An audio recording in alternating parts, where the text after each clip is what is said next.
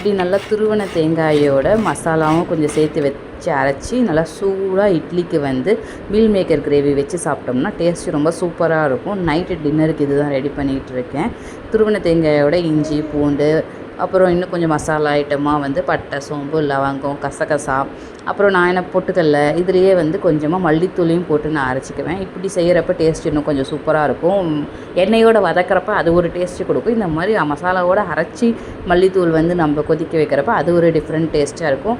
குழம்புக்கு தேவையான வெங்காயம் தக்காளிலாம் கட் பண்ணிவிட்டு ஒரு பாத்திரத்தில் எண்ணெயை ஊற்றி பட்டையும் லவங்கமும் மட்டும் கொஞ்சமாக போட்டுட்டு கடுகு போட்டு இந்த வெங்காயம் தக்காளியை போட்டு வணக்கி விட்டுட்டால் போதும்.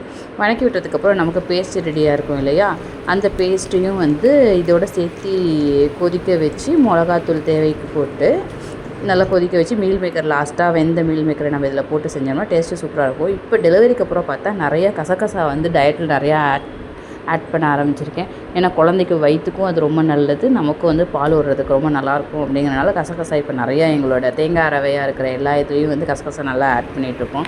இந்த ப்ரெக்னென்சிலையும் சரி, இந்த போஸ்ட் ப்ரெக்னென்சிலையும் சரி, இந்த ஃபீடிங் ஃபேஸ் இருக்குது இல்லையா, ஸோ அதுலேயும் நம்ம எந்திரிக்கிறப்பே யாராவது நமக்கு சமைச்சு கொடுத்தா பரவாயில்ல அப்படிங்கிற மாதிரி ஒரு ஃபீல் வந்து எனக்கு மட்டும் தான் இருக்கா இல்லை எல்லாருக்குமே அப்படி தானா அப்படிங்கிறது இல்லை.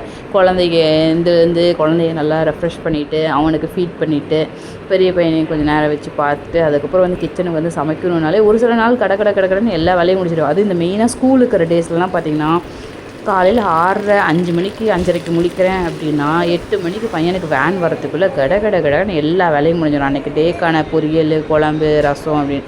ஏன்னா பிள்ளைய மட்டும் ஸ்கூலுக்கு அமுச்சு விட்டுட்டு பொரியல் இல்லாமல் நாம் மட்டும் வீட்டில் பொரியல் வச்சு சாப்பிட்டா நமக்கு மனசு கேட்காது. அதனால் எப்படியாவது கஷ்டப்பட்டு காலையில் அவனும் நல்லா ஹெல்த்தியாக சாப்பிட்ணும் அப்படின்னு லஞ்சுக்கு பிரேக்ஃபாஸ்ட்டுக்கு அப்புறம் பிரேக்ஃபாஸ்ட் முடிச்சு ஒரு பிரேக் வரும். அதுக்கு எல்லாம் என்ன வேணுமோ எல்லாம் கடகடன்னு செஞ்சலாம். அதே இந்த லீவ் விட்டுட்டா எங்கேருந்து தான் அப்படி ஒரு சோம்பேறித்தனம் ஆகிடுமோ தெரியாது.